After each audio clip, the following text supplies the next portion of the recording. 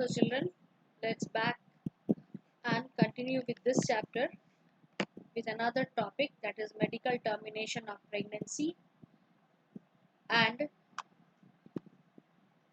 sexually transmitted disease, also infertility. So in this video we are going to cover three chapters, three topics, that is medical termination of pregnancy, sexually transmitted disease and infertility. So let's see the next one.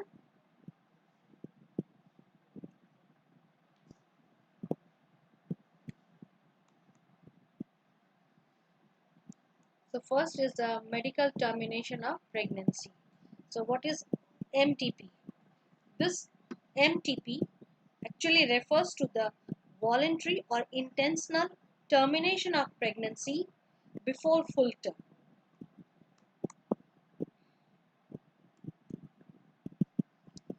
So that is why it is called MTP, or in short, that is full form is medical termination of pregnancy. So intentional or voluntary termination of pregnancy before full term is called MTP. It is also called induced abortion. Nearly 45 to 50 million MTPs are performed in a year all over the world, which accounts to 1/5 of the total number of conceived pregnancies in a year. So you can see that large number of MTP is being performed. Now this MTP decrease the population, though it is not meant for that purpose. If MTP is misused for illegal female foeticide, then why MTPs? The answer is to get rid of unwanted pregnancies, either due to casual unprotected intercourse or failure of the contraceptive use during the coitus or rapes. MTPs are also necessary where pregnancy can be harmful or even fatal to the mother or to the fetus or both. So MTP is comparatively safe up to 12, that is weeks, or first trimester. So because of emotional, ethical, religious and social issues, many countries have not legalized MTP. Government of India legalized MTP in 1971 with some strict condition to avoid its misuse, such as such restrictions are to check indiscriminate and illegal female foeticides, which are reported to be high in India. So that is why government has made it legalized, so that the female illegal female foeticide should be stopped. Generally, it is performed in the within the 12 weeks or first trimester. It is much more riskier when MTP is performed in the second trimester. So what is the importance of MTP? To avoid unwanted pregnancies due to casual intercourse or failure of the contraceptive use during coitus or rapes.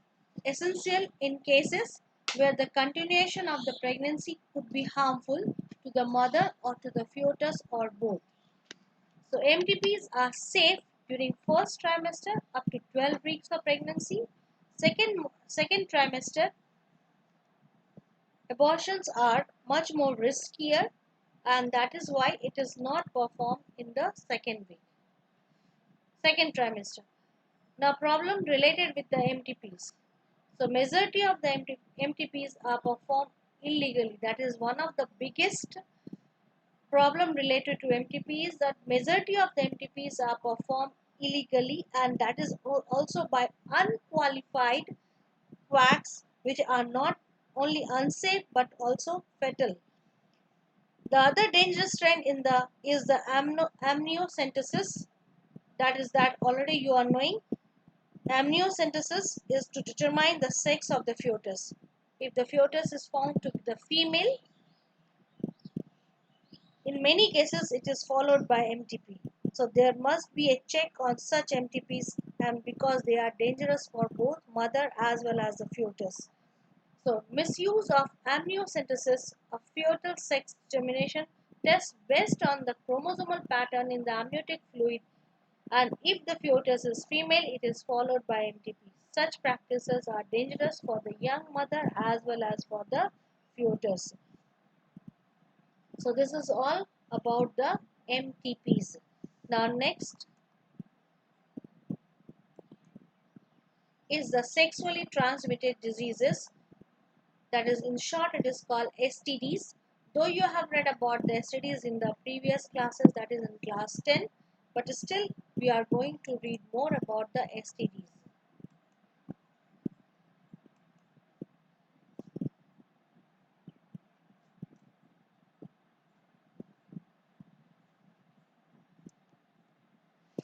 Now diseases transmitted through sexual intercourse are called sexually transmitted disease, or it is called the STDs, or it is also called the venereal diseases VD, or it is also called reproductive tract infection, that is RTI.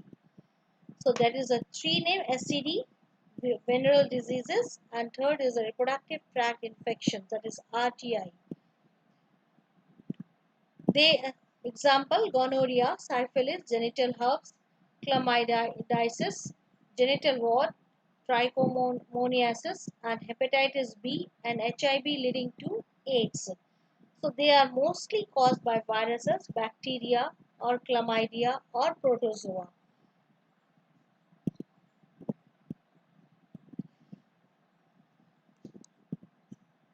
Now hepatitis B and HIV are also transmitted by sharing of injection, needles, surgical instrument, etc. It is also transmitted by transfusion of blood from infected mother to fetus, except hepatitis B, genital herpes, and HIV. Other diseases are completely curable if detected early and treated properly. So only these three diseases, that is hepatitis B, genital herpes, and HIV, all other diseases are curable and if it is detected earlier. Now generally symptoms. So symptoms, that is these early symptoms may be the itching, fluid discharge, slight pain, swellings, etc. in the genital region. It may be absence or less significant symptoms in the early stages of infection, and the social stigma attached to STDs deter the infected person from going for proper treatment. First of all, generally, if this kind of symptoms arise, generally the people do not talk and do not go to see the doctor immediately, and as a result, it increases. So this leads to the complications such as the pelvic inflammatory diseases, abortions, stillbirths, ectopic pregnancies, infertility, or even cancer of the reproductive tract. So it is 100 it is quite necessary that if such kind of symptoms are coming in the people, they must immediately go to see the doctor so that there may be the timely treatment and they can be safe from these kind of diseases. Now, STDs often lead to complications, which I said, that is pelvic inflammatory disease. It may be even the termination of pregnancy, or it may be the stillbirth. What is the meaning of stillbirth? That is birth of a dead fetus. Next is the ectopic pregnancies, that is the implantation of the fertilized ovum outside the uterine cavity, resulting in a poorly developed decidual reaction in the uterus, infertility, or even the cancer of the reproductive tracts. So now these STDs are major threat to the society. Except for hepatitis B, genital herpes, and HIV infections, other STDs are completely curable if it is detected early and treated properly. All persons are vulnerable to STDs. These are very high among persons in the age group of 15 to 24 years. And the reason is solid because generally at this age people generally do not talk or hide all these kind of symptoms, and generally they do not go to the doctor. Now how to prevent STDs? The STDs can be prevented by adhering the following simple principles. First is avoid sex with unknown partners, that is having the multiple partners. And nowadays it is quite common in India also. We are also following the Western culture of having the multiple partners. Second is always use the condoms during the coitus. That means avoid sex. Generally, sex that must be done with the protective measure, or they must use the condoms during the coitus. Third one, in case of doubt, go to a qualified doctor for early detection and get complete treatment if diagnosed with the disease. Now, for test for STD can be confirmed by the following tests. There are different tests that you will read in the chapter also, health and disease. Now, some of the tests that are confirmed, that is a culture and microscopic examination of the pathogen with specific staining. Now, you have heard about the ELISA technique, that is also detection of antigen or antibody interaction using ELISA technique, and DNA hybridization using the tag molecules and polymerase chain reaction. So, all you will read in the that is in the chapter health and disease. Now, coming to the next topic, that is the infertility. So, word itself explained infertility. It is the inability of the male or female to produce children. The inability to conceive or produce children even after 2 years of unprotected sexual cohabitation is called infertility. The reason may be physical, congenital, disease, drugs, immunological, or psychological. So there may be number of reasons behind this infertility.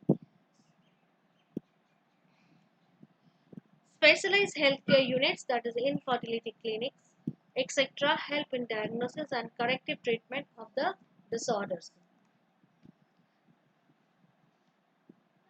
Now, generally, the childless couples are assisted to have children through certain special techniques. Commonly, it is called the assisted reproductive technology, and in short, it is called the ART. So, generally, the couple who are not having any child are generally assisted to have the children through certain technique. What are the techniques? It is shown here. Different techniques are shown. That is gamete intrafallopian transfer, that is called the gift. Another is the intracytoplasmic sperm injection, that is called ICSI. Next is the artificial insemination technique. Perhaps you are having idea about the artificial insemination technique. In short, it is called AI. Next is the in vitro fertilization, that is IVF test tube baby program, and the last one is the surrogacy. So these are the 5 techniques by which are assisted for the couples who are not having any children, and that is by the method that is called the ART, that is assisted reproductive technology. Now, one by one, first is the in vitro fertilization. In vitro means inside the, that is outside the living. In vitro means outside the living. So IVF, that is test tube baby or program. Now IVF, under that, in this method, ova from the wife or donor and the sperms from the husband or donor are collected and are induced to form the zygote under simulated conditions in the laboratory, that is outside the living body. That is why it is called in vitro. This is followed by embryo transfer, that is uh, so after the fertilization, zygote is formed, and zygote now divides to form the embryo, and after the embryo is formed, it is being transferred into the mother's womb or the uterus. Under that, there are 2 techniques coming: zygote intrafallopian transfer. So it is called ZIFT, that is zygote intrafallopian transfer. So transfer of zygote or early embryos up to the 8 blastomeres into the fallopian tube. As you remember that under that condition, or zygote up to the 8 blastomeres starts the divides are in the fallopian tube only, and after that it starts moving toward the uterus. So in that time, if the zygote is being transferred into the mother's womb from the laboratory, from the test tube into the mother's womb, then it is called the zygote intrafallopian transfer. Next is the intrauterine transfer. So transfer of embryos with the more than 8 blastomeres into the uterus, that is called the intrauterine transfer. So embryos formed by in vivo fertilization, that is fertilization within the female, also could be used for such transfer to assist those females who cannot conceive. So next, that is the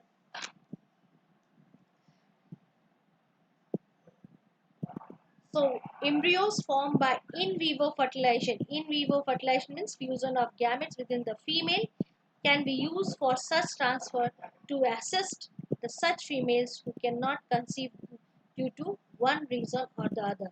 Now, do you know that the world's first test tube baby was Louise Joy Brown, and it was born on July 25, 1978 in Oldham, Lancashire, England.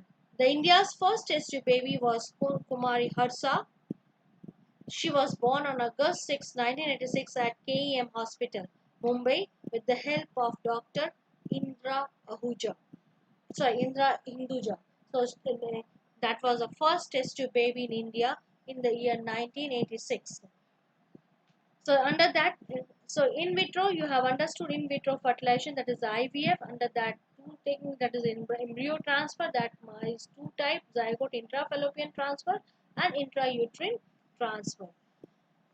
Generally, the transferred embryos complete their further develop within the uterus. It is to be noted that in test tube baby program, the baby is not reared in the test tube. So generally we are using the term test tube baby, but baby doesn't grow in the test tube. The success rate of this technique of producing test tube baby is less than 20%. But generally now it is a good for the person or for the couple who are not having the baby, and that is why test tube baby is misnomer. Misnomer means that the term means that the whole baby is grown inside the test tube, but it is actually not. That is why it is called the misnomer. Now next is the gamete intra-fallopian transfer, that is GIFT. We have read about ZIFT, now it is GIFT.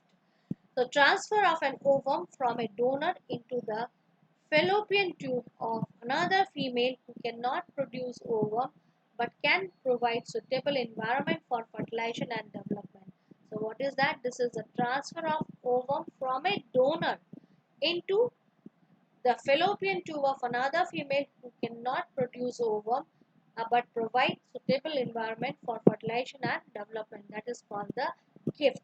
That is why, because here the female gamete or the ovum is being gifted. That is why it is called the gift, that is gamete intrafallopian transfer. Third is the intracytoplasmic sperm injection. So what itself explained? In this technique, the sperm is directly injected into the ovum under the appropriate condition in the laboratory. So that is why called intracytoplasmic sperm injection, a laboratory procedure in which a single sperm is injected directly into the egg from the female partner. Then the fertilized egg is implanted into the woman's uterus. So you can see here in the diagram, only one sperm is being taken and it is being injected directly into the egg, so that the egg gets fertilized and it gets implanted into the woman's uterus. Next is the artificial insemination technique. So generally this is also being performed in case of the animal. Already in the last, if I remember, class 11, I discussed about the artificial insemination, or you have also read in class 10. The semen collected from the husband or healthy donor is artificially introduced into the vagina or the uterus of the female. This technique is useful for the male partner, particularly having low sperm count or inability to inseminate female. So even the this is good for those male members who are having very low sperm counts in the ejaculates. They can be it can be corrected. So in artificial insemination, generally semen collected either from the husband or from the healthy donor, and it is being artificially introduced either into the vagina or into the uterus of the female. This introduction of the semen directly into the uterus, it is also called intrauterine insemination, that is IUI. And presently many options are available to deal with the problems of infertility. There is another one more, but all these techniques require expensive instrumentation and handling by specialized professionals having high precision. Therefore, there are only few such centers in the country, and hence their benefits are affordable to only a limited number of people.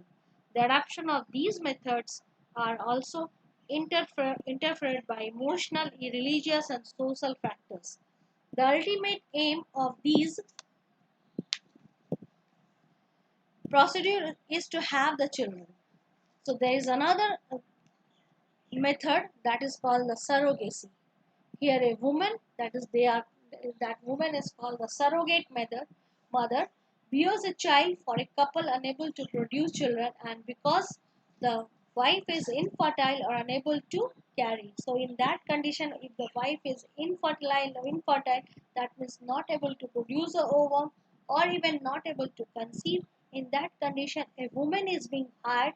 That rather you can say that her womb is being hired, and she bears the child for the couple who don't produce children. So the surrogate is impregnated either through the artificial insemination or through the implantation of an embryo produced by in vitro fertilization. So the number of actress, your number of person or number of personalities you can hear or you can find in the news, they go for the surrogacy and have the baby to, through the surrogacy. Recently, Silpa Sethi, she is having a girl child, that is also through the surrogacy. So now, but generally, some people also misuse the surrogacy. Generally, surrogacy is, so government is thinking to legalize the surrogacy so that one cannot use it for different other purpose. So that is a different method of different methods of that is the assisted reproductive technology, that is ART. So now problems of ART, just now I said that it requires high precision, handling by specialized professional, expensive instrumentation. Therefore, these facilities are available only in very few centers. And it is also connected with the emotional, religious, and social problems. So generally, people prefer to have their baby from their own ovum and sperm, but conditions are like that: if the sperm count is low, or if the ovum is not produced, or ovum or mother is not able to conceive, in that condition one will have to go for these technology. But these technologies are very useful also, but everybody cannot avail this technology because of the given problem. So in country like ours, there are so many orphan and destitute children. Adoption of such children, which is also permitted by our country's law, could be one of the best method for couples looking for the parenthood. So that is the best way to have the children through the adaptation. Now generally